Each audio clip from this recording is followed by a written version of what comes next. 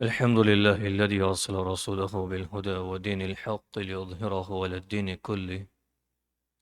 وكفى بالله شهيدا. وصلى الله على النبي الأمي وعلى آله وأصحابه الذين أقاموا دعوة الإسلامية إقامة لا مزيد عليه، وبارك وسلم تسليما كثيرا. أما بعد، فأعوذ بالله من الشيطان الرجيم.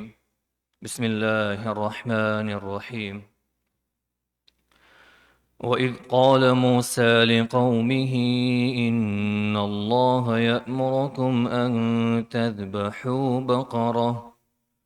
قالوا أتتخذنا هزوا، قال أعوذ بالله أن أكون من الجاهلين. قالوا ادع لنا ربك يبين لنا ما هي، قال إنه يقول إنها بقرة لا فارد ولا بكر عوان بين ذلك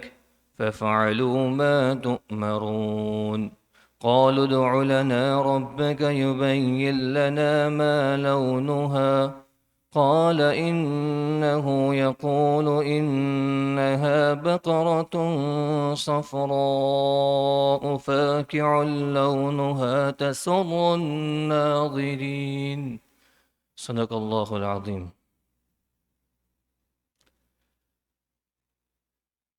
اور وہ وقت یاد کرو جب موسیٰ نے اپنی قوم سے کہا تھا کہ اللہ تمہیں حکم دیتا ہے کہ تم ایک گائے کو ذبح کرو. وہ کہنے لگے کہ کیا آپ ہمارا مذاق بناتے ہیں؟ موسیٰ نے کہا میں اس بات سے اللہ کی پناہ مانگتا ہوں کہ میں ایسے نادانوں میں شامل ہوں. انہوں نے کہا کہ آپ ہمارے خاطر اپنے رب سے درخواست کیجئے کہ ہمیں صاف صاف بتائیں کہ وہ گائے کیسی ہو. اس نے کہا اللہ فرماتے ہیں کہ وہ ایسی گائے ہو کہ نہ بہت بڑی ہو نہ بالکل بچی، ان دونوں کے بیچ بیچ میں ہو. بس اب جو حکم تمہیں دیا گیا ہے اس پر عمل کر لو. کہنے لگے آپ ہمارے خاطر اپنے رب سے درخواست کیجئے کہ ہمیں صاف صاف بتائیں کہ اس کا رنگ کیسا ہو. موسیٰ نے کہا اللہ فرماتا ہے کہ وہ ایسی تیز زرد رنگ کی گائے ہو جو دیکھنے والوں کا دل خوش کر دے. انہوں نے کہا آپ ہمارے خاطر اپنے رب سے درخواست کیجئے کہ ہمیں صاف صاف بتائیں کہ وہ گائے کیسی ہو. اس گائے نے تو ہمیں شبہ میں ڈال دیا ہے، اور اللہ نے چاہا تو ہم ضرور اس کا پتہ لگا لیں گے. موسیٰ نے کہا اللہ فرماتا ہے کہ وہ ایسی گائے ہو جو کام میں جوت کر زمین نہ گاہتی ہو اور نہ کھیتی کو پانی دیتی ہو، پوری طرح صحیح سالم ہو، اس میں کوئی داغ نہ ہو. انہوں نے کہا ہاں اب آپ ٹھیک ٹھیک بات لے کر آئے. اس کے بعد انہوں نے اس سے ذبح کیا جبکہ لگتا نہیں تھا کہ وہ کر پائیں گے. اور یاد کرو جب تم نے ایک شخص کو قتل کر دیا تھا اور اس کے بعد اس کا الزام ایک دوسرے پر ڈال رہے تھے، اور اللہ کو وہ راز نکال کر باہر کرنا تھا جو تم چھپائے ہوئے تھے. چنانچہ ہم نے کہا کہ اس کو اس گائے کے ایک حصے پر مارو. اسی طرح اللہ مردوں کو زندہ کرتا ہے اور تمہیں اپنی قدرت کی نشانیاں دکھاتا ہے تاکہ تم سمجھو. محترم بھائی دوستو بزرگو، اس آیت کریمہ کے اندر اللہ رب العزت نے بنی اسرائیل کی ایک جو بہت بڑی غلطی تھی اور ایک بہت بڑی ان کی جو عادت تھی، نکتہ چینی کرنا اور چیزوں کے اندر سے بال کی کھال نکالنا، اور کسی کے پیچھے جب پڑ جاتے تھے وہ تو اس کو جب تک اس کے اوپر کوئی سختیاں اور کوئی پابندیاں نہیں آ جاتی تھیں اور جب تک اللہ کی طرف سے کوئی پنشمنٹ ان کو نہیں مل جاتی تھی وہ ان کو سکون نہیں ہوتا تھا، ان کی طبیعت میں چین نہیں آتا تھا. تو واقعہ اصل میں یہ ہے کہ ایک مرتبہ یہ ہوا کہ حضرت موسیٰ علیہ السلام کی قوم میں کسی آدمی کا قتل ہو گیا، کسی آدمی کو کسی نے قتل کر دیا، اور اس کی وجہ شارح مسکات نے مرقات کے اندر یہ وجہ بیان فرمائی ہے کہ ایک لڑکی کسی کو پسند آ گئی تھی، تو اس نے اس کے ولی سے اس سے رشتہ کرنے، اس سے شادی کرنے کی ڈیمانڈ کی، اس سے رشتہ مانگا اور ولی نے انکار کر دیا، منع کر دیا. اور منع کرنے کی وجہ سے پھر ولی کا قتل کر دیا گیا، اور کسی کو پتہ نہیں تھا کہ قتل کس نے کیا ہے، اور لوگ الزام ایک دوسرے پر ڈال رہے تھے. اور بعض مفسرین نے اس موقع پہ بات نقل فرمائی ہے کہ اب تک شریعت مصوی کے اندر قتل کے متعلق کوئی حکم اللہ کی طرف سے آیا نہیں تھا. کہ بھائی قتل کے ساتھ کیا معاملہ کرنا ہے، قاتل کے ساتھ مقتول کے ساتھ کیا احکامات ہے، کیا شریعت ہے، اور اس کے متعلق اب تک کوئی حکم آیا نہیں تھا، تو یہ بڑے کنفیوز تھے، بڑے پریشانی میں تھے کہ کیا کیا جاوے۔ اور ایک طرف ان کو قاتل کا پتہ نہیں چل رہا تھا کہ بھائی اس کا مرڈر ہوا ہے، لیکن مرڈر کرنے والا کون ہے، قاتل کون ہے۔ تو اللہ رب العزت نے موسیٰ علیہ السلام پہ وحی نازل فرمائی کہ ان سے یہ کہے اگر یہ قاتل کو پتہ لگانا چاہتے ہیں تو ان کو یہ کہیں کہ ایک گائے کو ذبح کرو،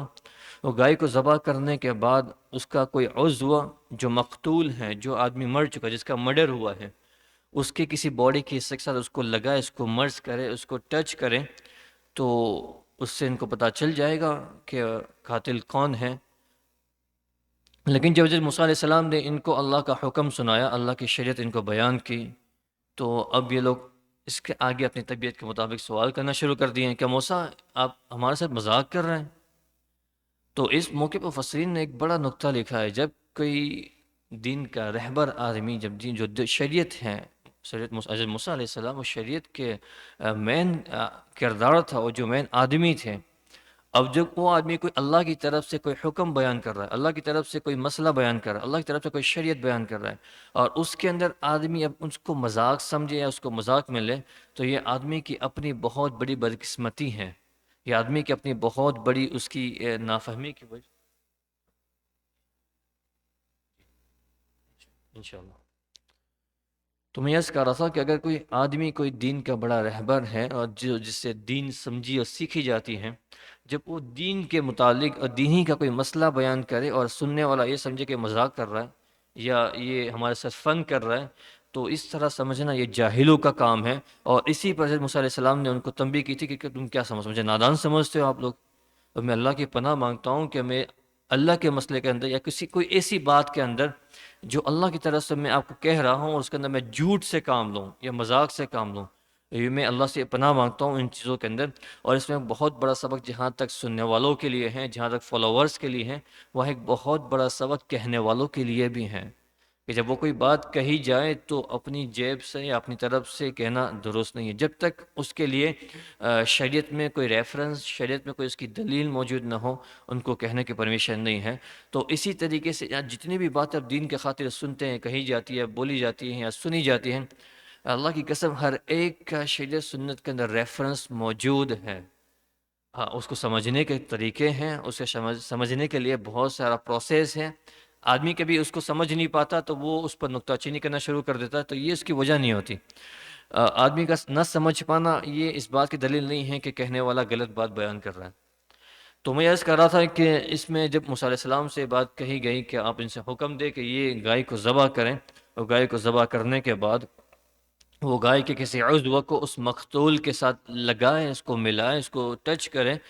تو اللہ کا کرشمہ یہ تھا کہ وہ مقتول زندہ ہو گیا۔ انہوں نے ذبح کی، پھر وہ مقتول زندہ ہو گیا، لیکن ذبح کرنے سے پہلے انہوں نے بہت سارے سوالات کیے۔ ایک تو یہ کہ موسیٰ آپ مذاق کر رہے ہیں، موسیٰ علیہ السلام سے برات کر دی، میں مذاق نہیں کر رہا۔ تو وہ کہنے لگے کہ موسیٰ اچھا اپنے رب سے پوچھیں کہ وہ گائے کیسی ہو۔ تو اللہ نے پہلی قید لگائی کہ اچھا گائے آپ کی ایسی ہو کہ وہ نہ بہت بڑی عمر کی ہو، نہ بہت چھوٹی، مطلب ابھی جنی ہوئی نہ ہو، تو وہ نوجوان گائے ہو۔ اچھا، پھر وہ کہنے لگا کہ موسیٰ اپنے رب سے پوچھیں کہ وہ گائے کا کلر کیسا ہو۔ پھر اللہ نے کلر بھی بیان کر دیا، اس کا کلر یہ ہونا چاہیے کہ وہ بالکل یلو کلر کی ہو، اور وہ یلو کلر ہو، ایسا پیلا کلر ہو جو چمک رہا ہو، جو دیکھنے والوں کی آنکھوں کی طرف، مطلب دیکھنے والے کا دیکھنے کا من کرے، اس کا جی بھر اس کو دیکھوں میں۔ جو بہت زیادہ خوشنما کلر ہوتا ہے نا کبھی، تو جو عام طور پہ گائے کا کلر اسی طرح ہوتا ہے، لیکن جو پیلی گائے ہوتی ہے اس کو دیکھنا آدمی زیادہ پسند کرتا ہے، اور جو چمکدار کلر جس کا شائننگ مار رہا ہو کلر، تو اس کو دیکھنا زیادہ پسند کر رہا ہے۔ تو اللہ نے کہا ویسی گائے ہو۔ پھر سوال کرنے موسیٰ یہ گائے تو ہمارے اوپر بڑی پریشان کری، بڑے کنفیوز ہے ہم، اور کوئی کوالٹیز بیان کرو اس کی، اور کوئی صفات بیان کرو۔ تو موسیٰ نے پھر اللہ سے پوچھا، اللہ نے پھر ارشاد فرمایا کہ وہ گائے ایسی ہو جو عام طور پر گایوں کا استعمال جو ہوتا ہے وہ کھیتوں کے اندر اس کو جوت کر کھیتی کے لیے استعمال کیا جاتا ہے۔ تو اللہ نے پہلا حکم یہ دیا کہ وہ گائے نہ کھیتی کے لیے استعمال کی جاتی ہو، اور دوسرا استعمال جو گایوں کا عام طور پر ہوتا ہے وہ پہلے زمانوں کے اندر پانی کے لیے اتنے ہمارے جیسے بورنگ موجود ہیں، نل کھولا پانی مل گیا، یہ شکلیں نہیں ہوا کرتی تھی۔ پہلے زمانوں کے اندر لوگ کنویں سے پانی نکالا کرتے تھے، اور کنویں سے پانی نکالنے کے لیے گایوں کو کبھی استعمال کرتے تھے اندر سے، کبھی اندر سے نکالنے کے لیے۔ تو اللہ نے اس کا بھی حکم لگا دیا، نہ وہ کھیت کو جوتنے والی ہو، نہ اس کے ذریعے ہل چلایا جا رہا ہو، نہ وہ پانی کے لیے استعمال کی جا رہی ہو، مطلب وہ بالکل فارغ ہو، بالکل فری ہو، اس کو کسی چیز کے لیے استعمال نہ کیا گیا ہو، اس کے بعد یہ اس کے اوپر کسی قسم کا دبا، کسی کوئی داغ، کوئی عیب نہ ہو، کوئی نقص نہ ہو، اس کی آنکھ کی روشنی صحیح ہو، اس کا دکھنے کے اعتبار سے اس کا ظاہری اسٹرکچر مناسب ہو، اور اس کے چلنے میں کوئی پرابلم نہ ہو، اس کے دودھ دینے میں کوئی پرابلم نہ ہو، اس طرح کی جو صفات ہونی چاہیے وہ بیان کرتے گئے، وہ مانگتے گئے، اس پر اللہ تعالیٰ بیان کرتے گئے۔ جب شروع میں انہوں نے پہلا سوال کیا تھا کہ موسیٰ اپنے رب سے پوچھیں کہ گائے کیسی ہوں، اس وقت جب موسیٰ علیہ السلام کو اللہ کا حکم سنایا کہ اللہ یہ کہہ رہے ہیں کہ گائے نہ بہت جوان، نہ بہت بچی ہو، نہ بہت بوڑھی ہو، بلکہ نوجوان ہو، اس کے بعد موسیٰ علیہ السلام نے ارشاد فرمایا تھا کہ اب آپ کے رب نے جو آپ کو حکم دیا ہے وہ کر گزریے ہیں، وہ کر ڈالو، اس کو فنش کرو، زیادہ کی ڈیپ میں جانے کی گنجائش ضرورت نہیں ہے۔ لیکن چونکہ ان طبیعتوں میں یہ شرارت تھی، اور وہ ایکچوئل میں مفسرین نے یہاں تک لکھا ہے کہ وہ کرنا نہیں چاہ رہے تھے، اس کو میک فن کر رہے تھے، وہ اس کو لمبا کھینچنا چاہتے تھے، اور وہ چاہتے کہ جتنی ڈھیل ملے، جتنا اس کو موقع ابھی نہیں، بعد میں کیا جاوے، بعد میں کیا جاوے، بعد میں کیا جاوے، تو اس کے لیے وہ بہانے تلاش کر رہے تھے۔ اس لیے روایتوں میں میں نے شاید شروع میں بھی عرض کیا تھا کہ اللہ کے رسول صلی اللہ علیہ وسلم نے ارشاد فرمایا سب سے زیادہ جہنم میں جانے والے وہ لوگ ہوں گے جو اعمال کو مؤخر کرتے رہتے ہیں۔ اکثر اہل النار اہل التصویب، سب سے زیادہ جہنم میں جانے والے لوگ ہوں گے جو لوگ ابھی نہیں بعد میں، ابھی نہیں بعد میں، ابھی نہیں بعد میں، کسی نیک کام کا ارادہ ہوا، کسی نیک کام کا دل کے اندر خیال آیا، اور اس کا اسباب مہیا ہے، لیکن آدمی چاہ رہا ہے کہ ابھی نہیں بعد میں، ابھی نہیں بعد میں، تو اب وہ بات آتی نہیں ہے، موت کا فریضہ سامنے کھڑا ہو جاتا ہے اور آدمی کا وہ نیک عمل باقی رہ جاتا ہے۔ اس لیے اللہ کے رسول صلی اللہ علیہ وسلم نے فرمایا اکثر اہل النار اہل التصویب، سب سے زیادہ جہنم میں جلنے والے لوگ اہل تصویب ہوں گے۔ تصویب کا مطلب یہ ہے کہ جو ابھی نہیں بعد میں، اور یہ شیطان کی بڑی محنت ہوتی ہے آدمی کے اوپر کہ وہ جب کسی نیک کام کی طرف متوجہ ہوتا ہے تو اس کو دو چار بہانے دکھلا کر اس کو تلاشتا ہے کہ بھائی یہ آپ کے پاس یہ عذر ہے، آپ کے پاس یہ عذر ہے، آپ کے پاس یہ عذر ہے۔ آپ اس عمل کو بعد میں بھی کر سکتے ہیں، آپ اس عمل کو بعد میں بھی کر سکتے ہیں۔ مثال کے طور پر کسی آدمی کی نماز کا وقت ہو گیا، اذان ہو گئی، وہ نماز پڑھ سکتا تھا لیکن کسی کام میں لگا دیا، کسی کام میں مشغول کر دیا، یا کسی تھنکنگ میں مشغول کر دیا، تو اس کو خیال ہے نماز کے ابھی نماز پڑھنے کے، ابھی میں بعد میں پڑھ رہا ہوں، ابھی کافی وقت ہے، ابھی بعد میں پڑھ لیتا ہوں، ابھی بعد میں پڑھ لیتا ہوں، اور اسی چکر کے اندر نماز کا وقت گزر گیا، نماز کا وقت ختم ہو گیا اور آدمی کی نماز قضا ہو گئی۔ اب یہ جنتی ہے جہنمی ہے نماز قضا کرنے والا؟ تو اسی وجہ سے اللہ کے رسول صلی اللہ علیہ وسلم نے ارشاد فرمایا اکثر اہل النار اہل التصویب۔ تو میں عرض یہ کر رہا تھا، تو ان سے یہ تو چونکہ معاملے کو دراز کرنا، اس کو لمبا کرنا چاہتے تھے، اس کو کھینچنا چاہتے تھے، اور جس کو پسند نہیں کیا گیا، اور آخر میں ہوا یہ کہ پھر جب انہوں نے بالآخر اس گائے کو تلاش کیا اور وہ گائے ان کو بڑی مشکل سے مل گئی اور اس کو ذبح کیا، اللہ تعالیٰ ارشاد فرمانے لگتا نہیں تھا کہ ذبح کریں گے، لگتا نہیں تھا کہ اس کو ذبح کریں گے، لیکن انہوں نے بالآخر ان کو مل گئے، انہوں نے ذبح کر دیا، اور اس کے بعد ہوا یہ کہ وہ مردہ دوبارہ زندہ ہوا جس سے لگایا گیا تھا، اس کو ذبح کرنے کے بعد اس گائے کے حصے کو، اس کی باڈی کے کسی پارٹ کو مردہ کی باڈی سے ٹچ کیا گیا اور وہ زندہ ہو گیا۔ اس نے زندہ ہو کر اس اپنے قاتل کا نام بتایا، اور قاتل کا نام بتانے کے بعد وہ واپس مر گیا، اور مفسرین اس موقع پہ لکھا ہے کہ وہ فوراً زندہ ہوا تھا، اور فوراً اس کے نام بتانے کے بعد اس کا مقصد ختم ہو گیا، اور جو مقصد حاصل تھا، جو جس کام کے لیے جو وجہ تھی وہ ختم ہو گئی، فوراً اس کو اللہ تعالیٰ نے دوبارہ اس کی روح قبض کر لی اور وہ دوبارہ مر گیا۔ تو اس آیت کریمہ کے ان آیتوں کے اندر اللہ رب العزت نے بنی اسرائیل کے اسی واقعے کی طرف توجہ دلائی ہے۔ ہم ان آیتوں کے ذریعے سے سمجھے اللہ تعالیٰ کیا ارشاد فرمانا چاہتے ہیں۔ اللہ تعالیٰ ارشاد فرما رہے وَإِذْ قَالَ مُوسَىٰ لِقَوْمِهِ، اور اس وقت کو یاد کرو جب موسیٰ نے اپنی قوم سے کہا تھا۔ تو اللہ رب العزت اس موقع پر خاص طور پر یہود مدینہ کو اور اطراف کے یہودیوں کے بات سمجھانا چاہتے ہیں کہ آپ وہ واقعہ بھول نہ جائیں جو آپ کے بڑوں نے، آپ کے اسلاف نے کیا ہے، اور ان کے ساتھ کیا معاملہ ہوا تھا، اس کا اگلا کیا تھا، اس کا پچھلا کیا تھا، اس کی ہسٹری کیا تھی، اس کے اراؤنڈ کیا ہوا تھا، یہ چیزیں آپ بھول نہ جائیں۔ اس واقعے کی گواہی چونکہ ان کے پاس یہ خود ایک بہت بڑی شہادت اس قرآن کے حق اور سچا کلام ہونے کی، کیونکہ وہ خود جانتے تھے کہ یہ جو بقر والا واقعہ جو ہوا تھا اور یہ جو گائے کا واقعہ پیش آیا ان میں مشہور معروف ہیں، اور جو کہ قرآن اسی بات کی تصدیق کر رہا ہے، قرآن اسی بات کو سچ کہہ رہا ہے، اور قرآن اسی بات کے ریفرنس پہ آپ کو اسلام کی دعوت دے رہا ہے۔ نتیجہ یہ ہوا کہ قرآن جیسی سچی اہم ایک عظیم کتاب ہے، اور آپ کو آگے بڑھ کر اس کے اوپر اسلام اور ایمان لانا چاہیے تھا، اس اعتبار سے اس کی ایک دعوت ہے۔ اللہ رب العزت فرماتے ہیں وَإِذْ قَالَ مُوسَىٰ لِقَوْمِهِ، جب موسیٰ نے اپنی قوم سے کہا ان اللہ یأمرکم، ان اللہ یأمرکم، اللہ تبارک و تعالیٰ تمہیں حکم دیتا ہے، کس بات کا حکم دیتا ہے؟ ان تذبحوا بقرہ، کہ آپ ایک گائے کو ذبح کریں۔ بقر عربی کے اندر گائے کے لیے استعمال کیا جاتا ہے، اور چونکہ اس صورت کے اندر اللہ رب العزت نے گائے کا واقعہ بیان کیا ہوا ہے، اسی لیے مفسرین نے بات نقل فرمائی ہے کہ اس صورت کا نام سورہ بقرہ ہے، چونکہ اس کے اندر گائے کا لفظ استعمال کیا گیا ہے، اور گائے کا پورا ایک اہم واقعہ ہے، ایک بہت بڑی نصیحت ہے رہتی دنیا تک انسانوں کے لیے، مسلمانوں کے لیے، اور ایک بہت بڑا چیلنج ان یہودیوں کے لیے اس قرآن کو غلط بیانی سے بچانے کے لیے اور ان کو اسلام کی طرف گامزن کرنے کے لیے ایک بہت بڑی دلیل تھی، اور اسی لیے مفسرین نے فرمایا کہ اس سورت کا نام سورہ بقرہ رکھا گیا ہے۔ اور تو اللہ مسلسل میں شاید فرما رہے ہیں، اللہ آپ سے یہ حکم دے رہا ہے کہ ان تذبحوا بقرہ، کہ تم کوئی گائے کو ذبح کرو، اور اس کے بعد جب اللہ رب العزت نے ارشاد فرمایا گائے کو ذبح کرو، تو وہ لوگ کہنے لگے قول وتتخذون ہزوا، کیا آپ ہمارے ساتھ مذاق کرتے ہیں، کیا ہمارا مذاق بناتے ہیں؟ اس موقع پہ بعض مفسرین کا کہنا یہ ہے کہ ہو سکتا ہے کہ انہوں نے یہ اس سینس کے اور اس انٹینس سے کیا ہو کہ موسیٰ آپ نے جو یہ پروسیس بتایا ہے کہ گائے کو ذبح کرنا اور اس کو ذبح کرنے کے بعد اس کا کسی عضو کو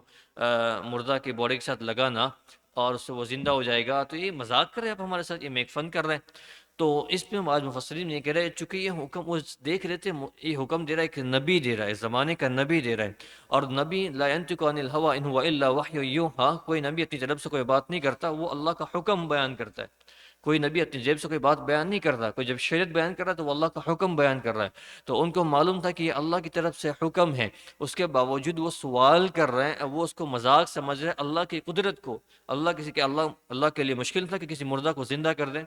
اللہ تعالیٰ کے لیے کوئی مشکل نہیں تھا، لیکن وہ اس طرح سے وہ اللہ کی قدرت کا سوال کر رہے تھے، اس لیے وہ حضرت موسیٰ علیہ السلام نے ان کو تنبیہ کی، ان کو ڈانٹا اور ان کو بڑے سخت انداز سے کہا قال اعوذ باللہ ان اکون من الجاہلین، حضرت موسیٰ علیہ السلام نے فرمایا کہ میں اللہ کی پناہ مانگتا ہوں کہ میں نادان و جاہلوں میں شامل ہو جاؤں، مطلب آپ کے ساتھ مذاق کر کے یا اللہ کی طرف سے کوئی ایسا حکم آپ کے پاس لاؤں جو مذاق ہو، جو جھوٹ ہو، اس طرح بیان کر کے میں نادانوں میں سے یا جاہلوں میں سے ہو جاؤں، میں اس سے اللہ کی پناہ مانگتا ہوں، اور آپ لوگ کو بھی اس طرح کسی اللہ کے حکم پر سوال نہیں کرنا چاہیے اور ایسی چیزوں پر نہیں بننا چاہیے۔ اور یہاں پر ہمارے لیے ایک بہت بڑا سبق یہ ہے، عام طور پہ ہم نے ہمارے اڑوس پڑوس میں دوستوں کے محفلوں کے اندر، کبھی رشتہ داروں کے محفلوں کے اندر ہم نے عام طور پہ دیکھا کہ کوئی آدمی بڑا فنی ہوتا ہے، جو بڑا مذاق کا عادی ہوتا ہے، اور وہ بکثرت جب جو آدمی زیادہ ہنسنے ہنسانے کا عادی ہوتا ہے نا، وہ بکثرت اس سے یہ غلطی ہوتی ہے کہ وہ جھوٹی باتیں کریٹ کر کے، جھوٹے جوک بنا کے، جھوٹی چیزیں بنا کے بیان کرتا ہے، صرف اس وجہ سے کہ سننے والے اس کو سن کر ہنسیں، اللہ کے رسول کی حدیث موجود ہے، اور امام ترمذی رحمۃ اللہ علیہ نے اس حدیث کو حسن قرار دیا ہوا ہے۔ اللہ کے رسول شاہ فرماتے ہیں ویل للذین یحدث فیکذب لیضحک بہ القوم ویل لہ ویل لہ، اللہ کے رسول شاہ فرما رہے ہیں کہ بڑی ہلاکت ہے اس شخص کے لیے جو کوئی جھوٹ بات بیان کرے تاکہ اس کے ذریعے قوم، اس کے ذریعے لوگ ہنسیں، اللہ کے رسول شاہ اس کے لیے ہلاکت ہو، دو مطلب اللہ کے رسول صلی اللہ علیہ وسلم اس کے لیے بڑی بربادی ہو، اس کے لیے بڑی بربادی ہو۔ تو یہ وہ مقام نہیں ہے جہاں پر آدمی کو جھوٹ بولنا چاہیے، شریعت اسلامیہ کے اندر کسی جگہ پر گنجائش نہیں ہے، ہاں کسی کی جان کو بچانے کے لیے، کسی کا بہت بڑا مال کا نقصان ہو رہا ہو تو اس موقع پر اس کو گنجائش دی گئی ہے کہ وہاں تھوڑا سا جھوٹ سے کام لے لے، کسی کی جان بچ جاتی ہے، کسی کا مال بچ جاتا ہے، لیکن البتہ کسی کو ہنسانے کے لیے، کسی کا مذاق اڑانے کے لیے جھوٹ بولنا یہ بالکل گنجائش نہیں ہے، اور اس کے لیے اللہ کے رسول کی خود اپنی زبان مبارکات سے بددعا ہے، اس کے لیے بربادی ہو، اس کے لیے بربادی ہو۔ تو وہ آدمی جو اس طرح جھوٹ بولنے کا عادی ہو، وہ دنیا کے اندر ایسے ہم لوگ دیکھ لیا، اس کے بہت سارے انسٹاگرام پہ فالوورس ہیں، اس کے بہت سارے یوٹیوب سوشل میڈیا پہ فالوورس ہیں، وہ بہت اچھے میک فن کر رہا ہے، مذاق کر رہا ہے، تو یہ اس کی کامیابی کا معیار نہیں ہے، اس کے لیے بربادی طے کر رکھے جب تک کہ وہ اس عادت سے توبہ نہ کر لے، جب تک اس عادت سے جھوٹ نہ جائے۔ اور وہ بہت برا مسئلہ وہ اس وقت ہوتا ہے جب لوگ مسجدوں میں بیٹھ کر دین کے باتوں کے دوران اس طرح کے جھوٹے واقعات کو بیان کر کے لوگوں کو ہنسانا چاہتے ہیں، لوگوں کا اٹینشن حاصل کرنا چاہتے ہیں۔ میرے بزرگوں، اللہ کی قسم یہ بہت بڑا گناہ ہو جاتا ہے اس حدیث کی روح سے، صاف کھلی حدیث ہے، اللہ کا جو ارشاد فرما رہا ہے اس کے لیے بربادی ہے۔ تو کوئی آدمی ہو سکتا ہے وقتی طور پر لوگوں کو اٹینشن مل جاوے، لوگ خوش ہو جاوے، لوگوں کا اس کے اندر دل لگنے لگے، کانوں کو اچھا لگ جاوے، لیکن جس بات کے اندر اس طرح کی باتیں آمیزش کر کے کہی جائے گی، وہ دل کی بات، علماء نے کتابوں کے اندر لکھا ہے، وہ دل کی بات کانوں سے آگے دل تک نہیں پہنچ سکتی، وہ ایک کان سے سن کر دوسرے کان سے نکل جائے گی، وہ سننے تک تو اچھی لگے گی لیکن آدمی کو عمل پہ کھڑا نہیں کر پائے گی، جس بات کے اندر کہنے والے نے اس طرح کی غلطی سے کام لیا ہو۔ اس لیے اللہ تعالیٰ ہماری اس سے حفاظت فرمائے، کہنے والوں کی بھی اور سننے والوں کی بھی اللہ تعالیٰ اس سے حفاظت فرمائے۔ تو اللہ کے رسول صلی اللہ علیہ وسلم ارشاد فرما رہے ہیں اس کے لیے بڑی بربادی ہو، وہ آدمی دنیا کے اندر جب تک اس گناہ سے توبہ نہ کر لیں وہ کامیاب نہیں ہو سکتا۔ تو میں عرض کر رہا تھا کہ اس کے بعد ان اگلی آیتوں کے اندر اللہ ارشاد فرما رہے ہیں قَالَ ادْعُ لَنَا رَبَّكَ يُبَيِّنْ لَنَا مَا هِيَ۔ ان بنی اسرائیلیوں نے حضرت موسیٰ علیہ السلام سے عرض کیا کہ یا نبی اللہ، اللہ سے جا کر پوچھیں کہ وہ گائے کی ماہیت کیا ہو، گائے کیا ہو۔ انہوں نے کہا کہ آپ ہمارے خاطر اپنے رب سے درخواست کیجئے کہ ہمیں صاف صاف بتائے کہ وہ گائے کیسی ہو۔ حضرت موسیٰ علیہ السلام اللہ کی طرف سے جواب لے کر آئے۔ موسیٰ علیہ السلام نے ارشاد فرمایا قال، مطلب حضرت موسیٰ علیہ السلام نے ارشاد فرمایا، اللہ جواب دے رہا ہے، انہ یقول، کہ اللہ تبارک و تعالیٰ فرماتے ہیں، انہا بقرۃ لا فارد ولا بک، کہ وہ گائے ایسی ہو کہ نہ بہت بڑی ہو نہ بالکل بچی، یعنی اس کو بہت، آپ سمجھ سکتے اس کو نوجوان ہو، بالکل اپنے شباب پر ہو، ایسی گائے ہو جو تر و تازہ ہو، عوان بین ذالک، ان دونوں کے بیچ میں ہو، یعنی بالکل جوان ہو۔ فَفْعَلُوا مَا تُؤْمَرُونَ، اب اللہ حضرت موسیٰ علیہ السلام ارشاد فرما رہا ہے، ان کو کلو دے رہے، ان کو ایک نصیحت کرے، فَفْعَلُوا مَا تُؤْمَرُونَ، جو حکم تمہیں دیا گیا ہے اس پر عمل کر لو۔ روایتوں میں آتا ہے کہ اللہ کے رسول صلی اللہ علیہ وسلم نے ارشاد فرمایا، جب اللہ کے رسول صلی اللہ علیہ وسلم سے کسی نے پوچھا اس کے متعلق، حضور نے ارشاد فرمایا، اگر بنی اسرائیل اس موقع پر کوئی سی بھی گائے اٹھا کر ذبح کر دیتے، اللہ کا حکم پورا ہو جاتا، اللہ کے حکم کی تعمیل ہو جاتی، اللہ کے حکم پر عمل ہو جاتا، اور ان کا جو ٹاسک جو دیا گیا تھا، ان کو جو ایک کام دیا گیا تھا وہ ختم ہو جاتا۔ لیکن چونکہ وہ بیجا سوالات کے اندر گھس رہے تھے، بیجا سوالات کر رہے تھے، اس لیے انہوں نے اپنے سوال کرنے کے بعد اپنے اوپر قیودات کو عائد کر لیا، اپنے اوپر انہوں نے بہت ساری پابندیاں خود لگوا لی، خود سوالات کروا کر۔ اس لیے قرآن شریف کے اندر بہت سے موقعوں پر اس کی تنبیہ کی گئی ہے کہ بیجا سوالات سے آپ بچیں، جو جس کا کوئی مطلب نہیں ہوتا، جس کا کوئی وجہ نہیں ہوتی، ہمارے اعمال سے، ہماری قبر آخرت سے اس کا کوئی تعلق نہیں ہوتا۔ اس لیے آج کل بہت سارے لوگ اس پر پڑے ہوئے ہیں کہ اللہ کے رسول صلی اللہ علیہ وسلم کے والد کا کیا دین تھا، حضور صلی اللہ علیہ وسلم کے دادا کس دین پر انتقال فرمائے، آپ کی والدہ کا کیا مذہب تھا۔ میرے بزرگوں، اس طرح کے سوالات ہماری قبر آخرت کے کام کے نہیں ہیں، ہمیں اس میں پڑھنے کی ضرورت نہیں ہے۔ اللہ کے رسول صلی اللہ علیہ وسلم کے والد کا جو دین ہو وہ جانے، اللہ جانے، ہمیں علماء نے اس کے جواب نقل کیے ہوئے، بیان کیے ہوئے، لیکن اس میں اختلاف بہت ہیں اور آدمی اس کو سمجھنا دشوار ہو جاتا ہے، اور ان چکروں میں پڑھ کر آدمی خود اپنا ایمان، اعمال اور اپنی صلاح تقوی کو کھو بیٹھتا ہے۔ اس لیے علماء کرام نے اس موقع پر ایک خاص بات ذکر فرمایا، السکوت، اس موقع پر خاموش رہ کر اپنا عمل کرتے رہے۔ اس لیے نہیں کہ شریعت کے پاس جواب نہیں ہے، شریعت کے پاس جواب ہے، لیکن سمجھنے والا اس کو سمجھ نہیں پائے گا اور خود اپنا نقصان کر بیٹھے گا، خود اپنا نقصان۔ اس لیے بہت سے علماء اس کو ان عام مجلسوں میں اس کو بیان کرنا پسند تک نہیں کرتے، اس کو بتاتے نہیں ہیں۔ وجہ یہ ہے کہ بھائی ان چیزوں کی ضرورت نہیں ہے، ہمارے مرنے کے بعد ہمیں جو سوال کیے جانے والا اس میں اس کا کوئی دخل نہیں ہے۔ ہمیں جن اعمال کا ہمیں اللہ کا جواب دینا ہے، جو اعمال ہمارے ترازو میں تولے جانے والے ہیں، اس میں اس کی کوئی ضرورت نہیں ہے۔ تو ان چیزوں میں پڑھ کر ہم ہمارا نقصان کریں، اس سے بہتر کہ اس سے دور رہیں۔ تو میں اس کر رہا تھا کہ اللہ ارشاد فرمانے فَفْعَلُوا مَا تُؤْمَرُونَ، اس کے بعد پھر انہوں نے حضرت موسیٰ علیہ السلام سے عرض کیا قَالَ ادْعُ لَنَا رَبَّكَ يُبَيِّنْ لَنَا مَا لَوْنُهَا، کہنے لگے کہ آپ ہمارے خاطر اپنے رب سے درخواست کیجئے کہ اس گائے کا کلر کیا ہو، اس کا کلر کیا ہو۔ اللہ رب العزت نے حضرت موسیٰ علیہ السلام نے ارشاد فرمایا قال، کہا انه یقول انها بقرۃ صفراء، اللہ تعالیٰ فرماتے ہیں کہ وہ ایسی زرد رنگ کی گائے ہوں، فاقع لونها، جس کا رنگ تیز ہو، اور جو تسر الناظرین، جو دیکھنے والوں کا دل خوش کر دے۔ تسر الناظرین، جو دیکھنے والوں کا دل کو خوش کر دے، مطلب بالکل سائننگ والی کلر، اس کا یلو کلر کا سائننگ کلر ہو۔ تو اب تک بھی ان کو چاہیے تھا کہ وہ عمل کر لیں، لیکن ابھی بھی ان کی وہ جو طبیعت تھی وہ ماننے کو تیار نہیں ہے، اور پھر اس کے بعد اور سوال کر رہے ہیں قَالَ ادْعُ لَنَا رَبَّكَ يُبَيِّنْ لَنَا مَا هِيَ، انہوں نے کہا کہ آپ ہمارے خاطر اپنے پروردگار سے پوچھیے کہ اللہ تعالیٰ صاف صاف بتا دے گائے کیسی ہوں۔ ان البقر تشابہ علینا، اس مرتبہ وہ کہنے لگے اس گائے نے ہم کو بڑا کنفیوز کر دیا ہے۔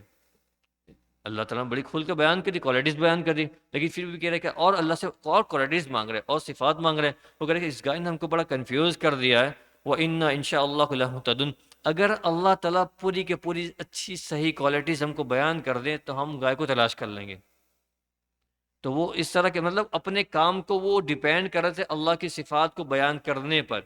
ایک آقا نے، ایک مالک نے جب اس کو کوئی حکم دیا ہوا تو بندے کا کام یہ کہ اس کو کر گزرے. اس کو اپنے کام کو وہ مکلف، اپنے کام کو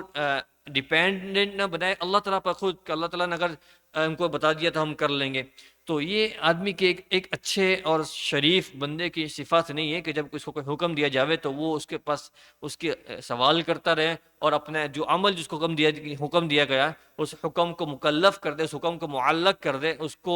ڈیپینڈنٹ کر دے اللہ کے کسی اگلے سوال کے اوپر. سوال چونکہ آپ نے کیا ہے اور آپ کے سوال کے جواب کو آپ اللہ تعالیٰ کے مکلف بنا، اگر اللہ تعالیٰ نے میرے سوال کا جواب دیا تو میں اس کام کو کروں گا. مطلب یہ کہ آپ مالک کے اوپر خود حکومت کرنا چاہتے ہیں، نعوذ باللہ، آپ مالک کے اوپر خود سوال کرنا چاہتے ہیں اور آپ یہ کہتے ہیں جب تک اگر اللہ نے ہمارا سوال کا جواب نہیں دیا تو میں اس کام سے رکا رہوں گا، تو آپ مالک کے سامنے خود ضرورت دکھا رہے ہیں. تو اس لیے یہ اچھے شریف اور ایماندار بندے کی خصلت اور اس کی حالت، اس کی کیفیت نہیں ہونی چاہیے. اس لیے افضل یہ تھا کہ جو حکم دیا گیا اس کو امیجیٹلی فوراً اس کے اوپر عمل کیا جاتا. لیکن اس کے باوجود اللہ رب العزت ان کے اوپر حجت قائم کرنے کے لیے ان کے ہر سوال کا جواب اللہ رب العزت دیتے گئے. اس کے بعد اللہ رب العزت نے فرمایا وَإِنَّ إِن شَاءَ اللَّهُ لَمُهْتَدُونَ. اللہ پھر موسیٰ علیہ السلام نے اللہ سے پوچھا، اللہ نے ارشاد فرمایا قال، جب موسیٰ علیہ السلام نے فرمایا إِنَّهُ يَقُولُ، اللہ تعالیٰ ارشاد فرماتے ہیں إِنَّهَا بَقَرَةٌ لَا ذَلُولٌ تُثِيرُ الْأَرْضَ، کہ وہ ایسی گائے ہو جو کام میں جوت کے زمین کو نہ گاہتی ہو، مطلب زمین میں ہل چلانے والی نہ ہو، وَلَا تَسْقِي الْحَرْثَ، اور نہ وہ کھیتی کو پانی دیتی ہو یا پانی کھینچ کر استعمال کرنے کے لیے، مسلمتن، وہ پوری طرح صحیح سالم ہو، کوئی عیب، کوئی داغ یا اس کے اوپر کوئی بدنما عیب اس کے اوپر نہ ہو، ولا شیئۃ فیہا، اس میں کوئی داغ اور کوئی اس طرح کی کوئی عیب نہ ہو. اور جب یہاں تک کی بات ہو چکی تو اب وہ کہنے لگے قول الآن جئت بالحق، ہاں اب آپ ٹھیک پتہ لے کر آئے ہیں. فذبحوها، اور پھر انہوں نے اس گائے کو ذبح کر دیا. وما كادوا يفعلون، قرآن شریف یہ ارشاد فرما رہا ہے، اللہ رب العزت ارشاد فرما جب کہ لگتا نہیں تھا کہ وہ اس کو ذبح کر پائیں گے، کیونکہ خود انہوں نے سوال کر کے اور بیجا سوالات سے انہوں نے اپنے اوپر ایسی پابندیاں عائد کر لی تھی کہ ان کے لیے وہ کام بڑا مشکل ہو گیا تھا، بڑا دشوار ہو گیا تھا. اس لیے اللہ کے رسول صلی اللہ علیہ وسلم کی حیات مبارکہ کے اندر ایک صحابی آپ کی خدمت میں حاضر ہوئے اور چونکہ وہ کہنے لگے یا رسول اللہ، آپ کے پاس چونکہ وحی آتی ہے، آپ کو ہر بات اللہ کی طرف سے معلوم ہو جاتی ہے، تو مجھے بتائیں میرا باپ کون ہے، مجھے بتائیں میرا باپ کون ہے. تو چونکہ یہ بڑا عجیب سوال تھا، اگر اللہ کے رسول صلی اللہ علیہ وسلم اس کو صحیح بات بیان کر دیتے تو ہو سکتا ہے کہ آدمی کو کوئی ماں کے ساتھ خیانت کا اندیشہ وہ ظاہر ہو جاوے اور بہت سارے فتنے، اس طرح کی چیزیں نونما ہو جائے. تو خود قرآن شریف نے اس موقع پر یہ حکم فرمایا لا تسألوا عن اشیاء ان تبد لکم تسؤکم، آپ اپنے نبی ایسی باتوں کے بارے میں سوال نہ کیا کرو تو تم کو اگر وہ ظاہر کر دی جاوے تو تم کو برا لگے، یا تم اس سے برباد ہو جاؤ، یا تم کو اس کی وجہ سے تم پریشانی میں مبتلا ہو جاؤ.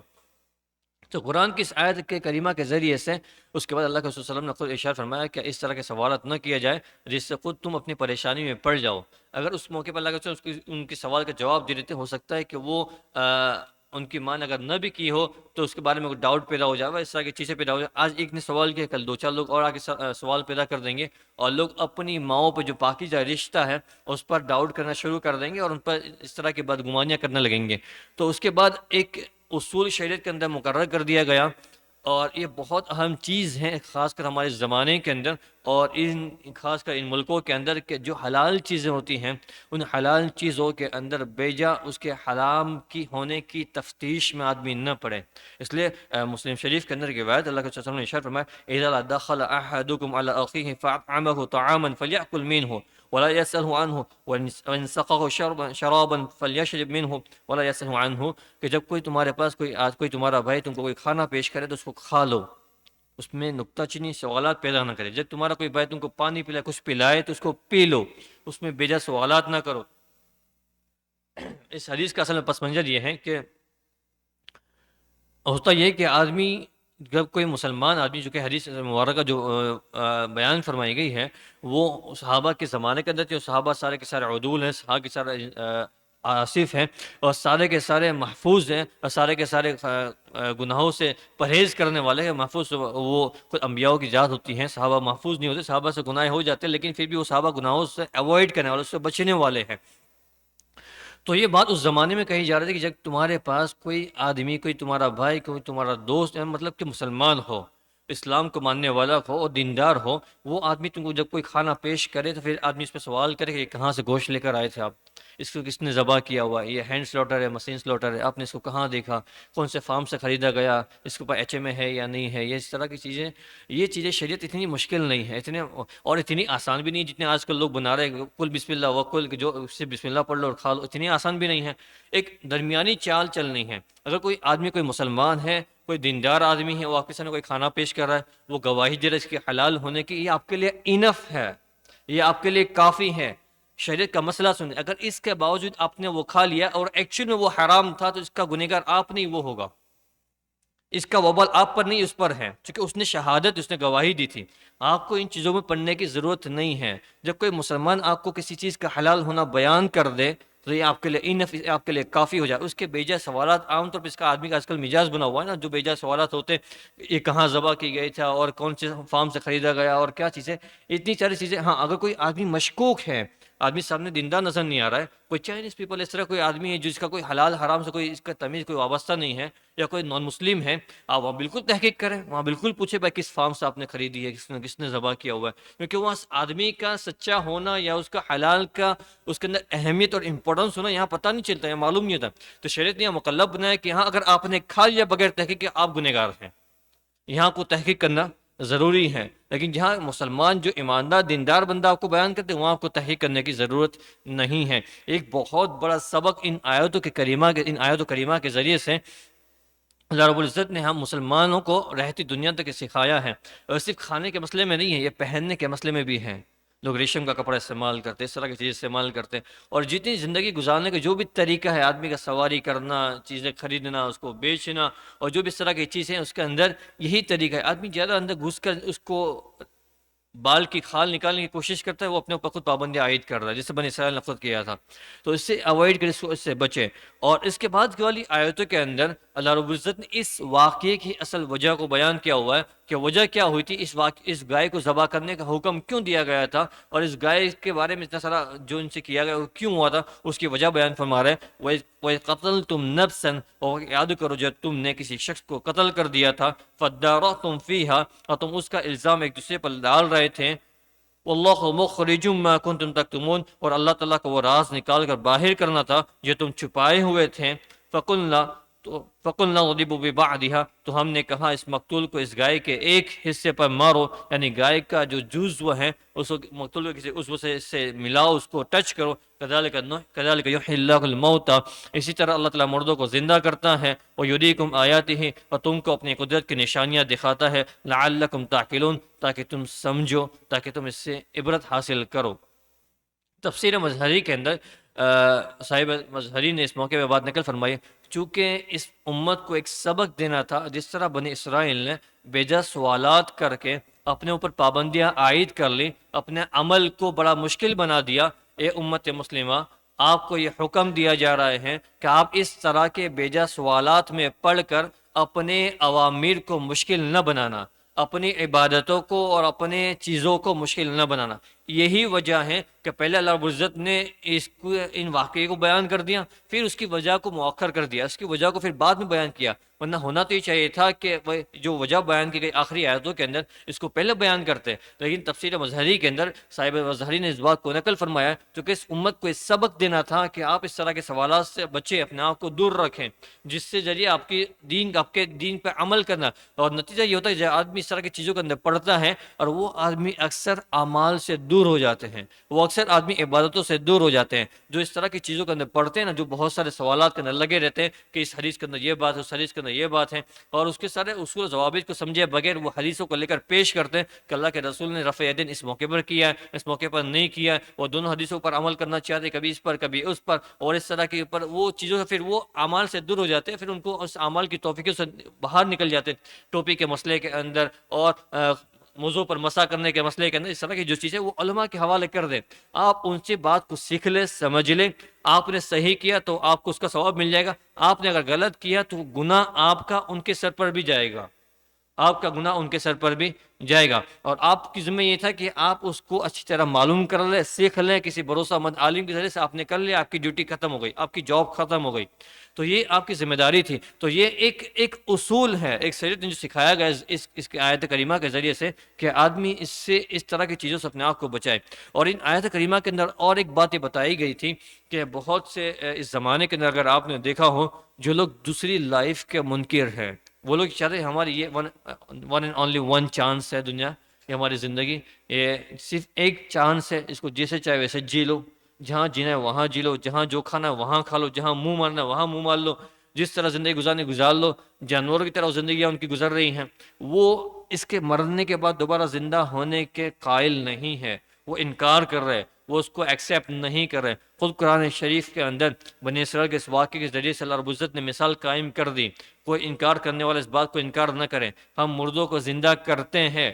وہ چاہے جو بھی پروسیس ہو۔ یہاں پہ جو پروسیس بیان کر دیا گائے کو ذبح کر کے، وہ ایک ضروری نہیں کہ یہی پروسیس ہو، وہ زمانے کے اعتبار سے اللہ تعالیٰ نے وہ مناسب سمجھا وہ کروا دیا، اللہ تعالیٰ کسی اور موقع پہ کسی اور طریقے سے اللہ تعالیٰ زندہ کر دے، لیکن اس سے یہ نہیں کہ اللہ تعالیٰ زندہ نہیں کر سکتا، نعوذ باللہ۔ اللہ تعالیٰ دوبارہ مرنے کے بعد زندہ کرنے پر قادر ہے، اور اللہ تعالیٰ ہمارا یہ عقیدہ ہے کہ ہماری اس موت کے بعد دوبارہ ہم کو زندہ کیا جائے گا، اور ہمیں اپنی زندگی کا حساب اللہ تعالیٰ کے حضور میں پیش کرنا ہے، اور اس کے نتیجے میں جنت جہنم کا فیصلہ ہوگا۔ اس لیے جو آج کل جو یہ لوگ جو چلا ہے عام طور پہ کہ یہ دنیا کی ایک لیے زندگی ہے، اور جتنی بھی عیاشیاں آپ نظر آ رہی ہے آپ کو، اور جتنی بھی نافرمانیاں گناہ نظر آ رہے ہیں، اس کی بڑی وجہ یہ ہے کہ آدمی موت کو بھول کر زندگی گزارتا ہے۔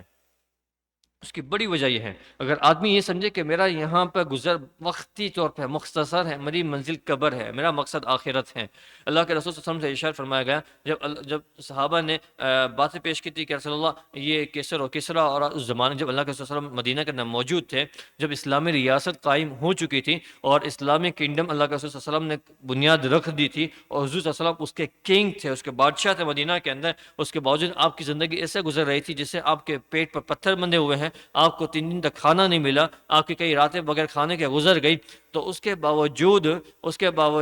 اور یہ جو نافرمان قوم تھی اس زمانے میں، جو رومن امپائر اور اس طرح کے جو لوگ تھے وہ بڑے نافرمان تھے، جو اللہ پر ایمان نہیں لائے تھے، اور وہ قسم قسم کے کھانے کھا رہے تھے، ایسے عشرت میں نقشے میں رہ رہے تھے۔ تو صحابہ نے اللہ کے رسول سے سوال کیا، حضور نے ارشاد فرمایا ما لی و الدنیا، مجھے دنیا سے کیا مطلب، مجھے دنیا سے کیا مطلب، مجھے دنیا سے کیا سروکار۔ میری مثال تو اس آدمی کی ہے جو آدمی نے سفر شروع کیا، راستے میں تھک گیا، کسی درخت کے نیچے سہارا لے لیا، پھر وہ آگے چل گیا، کسی درخت کے نیچے بیٹھ گیا، پھر وہ آگے چل گیا۔ میری منزل تو آخرت ہے،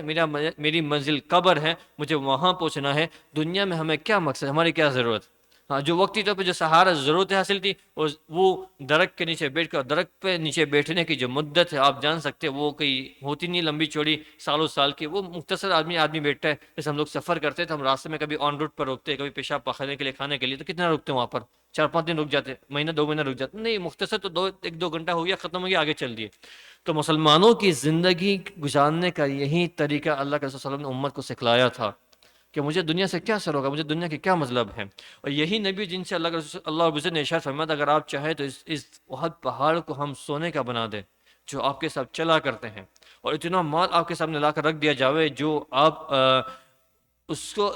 کسی دنیا میں کسی اور کو اتنا مال دیا نہیں گیا تھا، نہ پہلے نہ بعد میں۔ لیکن اللہ کے رسول صلی اللہ علیہ وسلم نے یہ کہا کہ میں چاہ رہا ہوں کہ میں ایک دن پیٹ بھر کر کھاؤں، ایک دن کھاؤں تاکہ آپ کا شکر ادا کروں، اور دوسرے دن بھوکا رہوں تاکہ تجھ سے میں مانگ سکوں۔ اللہ کے رسول کی زندگی تھی۔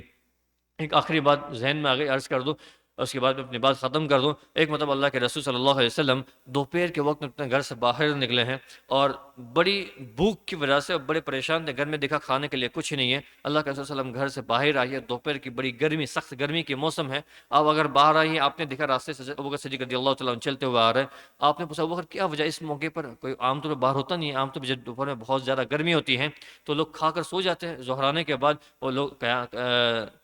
تھوڑا سا آرام کر لیتے ہیں، باہر نکلنا اوائڈ کرتے ہیں۔ تو اللہ کے رسول نے دیکھا کہ ابوبکر آپ بھی اس وقت میں باہر کہ صلی اللہ تھوڑی بھوک کی شدت ہے، بھوک کی وجہ سے باہر نکلا ہوں تاکہ کچھ کھانا میسر ہو جاتا کھا لوں۔ آپ اللہ کے رسول صلی اللہ علیہ وسلم اور ابوبکر صدیق رضی اللہ عنہ آپ دونوں چلے تھے، ساتھ میں دیکھا حضرت عمر بھی تشریف لا رہے۔ تو عمر اس موقع پہ باہر کہ صلی اللہ بھوک نے بڑا پریشان کیا ہوا ہے، بھوک نے بڑا پریشان کیا ہوا ہے۔ آپ جانتے ہیں اللہ کے رسول صلی اللہ علیہ وسلم وہ مسلمانوں کے سب سے بڑے لیڈر اور کنگ تھے۔ آپ کے انتقال کے بعد ابوبکر صدیق رضی اللہ تعالیٰ عنہ خلیفہ رسول بنے اور سب سے بڑے مسلمانوں کے بادشاہ بنے۔ ابوبکر صدیق رضی اللہ تعالیٰ عنہ نے ایک نہیں کئی جگہوں پر اسلام کا جھنڈا گاڑا ہے، اور حضرت عمر رضی اللہ عنہ کی شہرت اور آپ کی خلافت تو مشہور ہے، ہر کوئی جانتا ہے، اور پوری دنیا پر حکومت کرنے والا بادشاہ، وہ باہر نکلا ہے بھوک کی وجہ سے، اپنے گھر سے باہر نکلا ہے۔ یہ تینوں صحابی کسی انصاری صحابی کے باغ میں گئے، اور چونکہ ان سے اچھا دوستانہ تعلقات تھا، ان سے بڑے کلوز تھے، تو وہاں چلے گئے کہ وہاں کچھ کھانا مل جائے گا، اس باغ میں چلے گئے۔ وہ صحابی وہاں پہ موجود نہیں تھے، ان کی بیوی گھر میں موجود تھی، اور پھر انہوں نے ان کو بلا لیا۔ اللہ کے رسول صلی اللہ علیہ وسلم اس باغ میں بیٹھے ہیں، اس صحابی نے لا کر کھجور کی ساخیں، جو ان کے باغ میں کھجور لگا ہوا تھا، اس کھجور کی ٹہنیاں توڑ کر رکھ دیا اللہ کے رسول صلی اللہ علیہ وسلم کے سامنے کہ آپ، یہ کچھ اچھی کھجور ہے، کچھ پکی کھجور ہے، کچھ کچی پکی ہیں۔ تو انہوں نے کہا، اللہ کے رسول نے ارشاد فرمایا کہ جو پکی تھی وہ توڑ لیتے، اس نے ساری کیوں توڑ دی؟ کیونکہ اگر جو مال جو آپ کا کچا تھا وہ آپ اس کو پکا کر آپ اس کو بیچ سکتے تھے، تو اس کو آپ نے یہاں پہ کیوں رکھ دیا؟ تو کہا کہ رسول اللہ صلی اللہ علیہ وسلم مزاج مختلف ہوتے ہیں، کوئی کچی کھانا پسند کرتا ہے، کوئی پکی کھانا پسند کرتا ہے، کوئی کچی پکی کھانا پسند کرتا ہے، میں نے ہر طرح کی آپ کے سامنے رکھ دی، چاہے جو چیز چاہے وہ کھائے۔ اس کے بعد انہوں نے اپنے گھر کا جو بکری کا بچہ اس کو ذبح کیا اور سالن بنایا، اور سالن بنانے کے بعد جب اللہ کے رسول صلی اللہ علیہ وسلم کی خدمت میں پیش کیا، حضور نے ایک روٹی کے ٹکڑے پر تھوڑا سا گوشت رکھا، اور گوشت کو رکھ کر اس صحابی کو کہا، جہاں میری بیٹی کی یہاں پہنچا دیں، میری بچی فاطمہ وہ کہیں دنوں سے بھوکی ہے، اس کے پاس بھی کھانا موجود نہیں ہے، یہ وہی فاطمہ جو جنت کی عورتوں کی سردار بننے والی ہے، جو جنت کی عورتوں کی سردار بننے والی ہے۔ جب وہ راستے پر چلتی تھی اتنی لمبی چادر اوڑھتی تھی کہ راستوں کے قدم، جو ان قدم کے نشان مٹ جاتے تھے۔ کسی نے پوچھا کسی انصاری عورت نے کہ فاطمہ اتنی لمبی چادر کیوں پہنتی ہو؟ کہا کہ میں نہیں چاہتی کہ میرے چلنے کی وجہ سے جو راستوں پہ جو قدم کے نشان پڑتے، اس نشان پر کسی غیر محرم مرد کی نگاہ پڑے۔ آج اس امت کی عورتیں اپنے آپ کو کھلا کر کے اپنے آپ کو ایڈوانس سمجھتی ہیں، اپنے آپ کو کامیاب سمجھتی ہے، جو جتنے چھوٹے کپڑے پہنے اتنے زیادہ ویل ایجوکیٹڈ سمجھا جاتا ہے۔ اللہ کی پناہ، یہ وہ شریعت اسلام نہیں ہے جو ہم نے اپنے بڑوں سے لیا تھا، ہمارے بزرگوں نے دیا تھا۔ یہ جنت کی سردار ہے اور وہ اس کی زندگی سے گزار رہی ہیں، اور جیسے ایک